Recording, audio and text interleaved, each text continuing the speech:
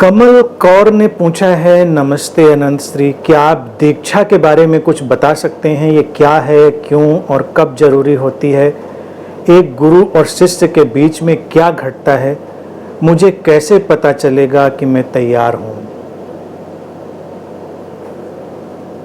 कमल जी, दीक्षा गुरु और शिष्य के बीच का एक कम्युनियन है, एक लीला है प्रेम की।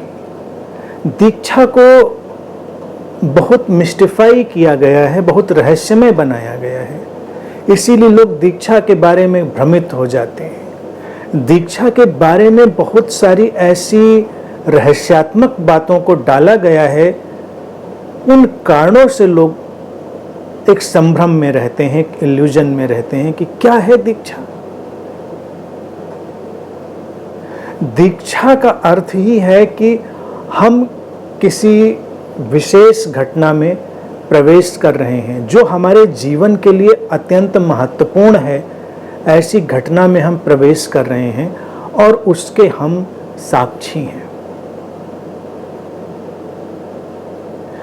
दीक्षा प्रेम का एक उत्सव है। और पूछा है कि कैसे पता चलेगा कि हम दीक्षा के लिए तैयार हैं? हमें कैसे पता चलता है कि हम प्रेम के लिए तैयार हैं? जैसे फर्स्ट साइट लव होता है, पहली दृष्टि का जो प्रेम होता है, ऐसे ही जब शिष्य के भीतर किसी गुरु को लेकर एक गहरा प्रेम पैदा होता है, दीक्षा घट जाती है, दीक्षा के लिए वो तैयार हो जाता है, दीक्षा समझो घट गई। अब जैसे प्रेम घट जाए और फिर हम उसको थोड़ा सेरेमोनियल कर दें, उसका थोड़ा सा एक औपचारिक कोई घोषणा कर दें, तो दीक्षा एक किस्म की औपचारिक घोषणा है। दीक्षा में कुछ नया नहीं घटा है, जो प्रथम दृष्टि के प्रेम में घटा है वही दीक्षा में औपचारिकता में बदल दिया जाता है कि अब उस खोजी ने, उस सीकर ने, उस साधक ने घोषणा करी कि मैं साथ चलने के लिए तैयार हूं, इस संघ का सदस्य होने के लिए मैं तैयार हूं। जैसे जब तुम किसी के प्रेम में होते हो और फिर उसके परिवार का सदस्य भी बनते हो, इसी तरह से एक बुद्ध का एक अदृश्य असीमित अनंत संघ होता है। वो कोई ऐसी व्यवस्था नहीं है जो सांप्रदायिक है या किसी सीमा में बंधी है। जो कहीं भी, किसी भी स्थान में, किसी भी समय में उस बुद्ध के प्रेम में है, वो उसके संघ का सदस्य है। तो जब तुम्हारे अंदर वो भाव घटा कि एक ऐसा व्यक्ति है जो हमारे प्राणों को खींचता है, जिसकी उपस्थिति हमारे हृदय के तारों को झंकृत करती है और उसके साथ हम चलना चाहेंगे, वो संग, वो कारवां जो जीवंत चेतना का जो जागृति की यात्रा चल रही है, उसमें हम साथ चलना चाहेंगे, तो उसकी एक औपचारिक घोषणा। और औपचारिक घोषणा का कोई भी रिचुअल हो सकता है। दीक्षा के तमामों रिचुअल तय किए गए हैं अनेक परंपराओं में, अनेक गुरुओं ने, और मेरा कहना है कि दीक्षा का अपना भी कोई रिचुअल बनाया जा सकता है।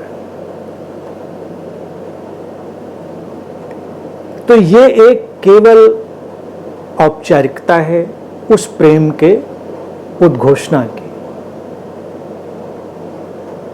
दीक्षा के बारे में ये न सोचें कि अब हम जुड़े हैं तो गुरु अब हमारे ऊपर सीसीटीवी की तरह निगाह रखने लगेगा, कि गुरु अब सब बातें देखने लगेगा कि क्या चल रहा है, क्या नहीं चल रहा है। दीक्षा के बारे में लोगों को अक्सर यही भ्रम दिया जाता है कि अब गुरु ने तुम्हारी बागडोर हाथ में ले ली। दीक्षा का अर्थ यह है कि अब गुरु के सानिध्य में, उसकी उपस्थिति में तुम्हारे जीवन की बागडोर तुम्हारे हाथ में आ गई है। और यही आज़ादी है, यही मुक्ति है कि तुम्हारे जीवन की बागडोर तुम्हारे हाथों में आए। तुम अपने पैरों पर चलना सीखो। दीक्षा वो घटना है जहां पर किसी की उपस्थिति तुम्हें अपने पैरों पर चलना सिखा देती है, तुम्हें अपने पैरों पर भरोसा आ जाता है। और अगर किसी की उपस्थिति तुम्हें अपने पैरों पर भरोसा दिलवा दे तो उसके प्रति एक ग्रेटिट्यूड, एक अनुग्रह तो स्वाभाविक रूप से हृदय से उठता है और तुम उस अनुग्रह को, उस ग्रेटिट्यूड को अभिव्यक्त करते हो। अनेक अनेक रूपों में वो दीक्षा के अपने प्रदर्शन हैं, अपनी अभिव्यक्तियां हैं, एक्सप्रेशंस हैं। तो दीक्षा की कोई पात्रता नहीं होती, जैसे प्रेम की कोई पात्रता नहीं होती। होता है तो होता है, नहीं होता है तो नहीं होता है।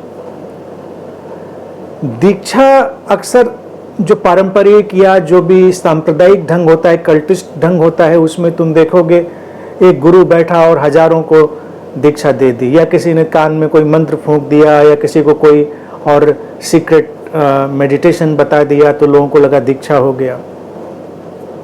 दीक्षा ये नहीं है।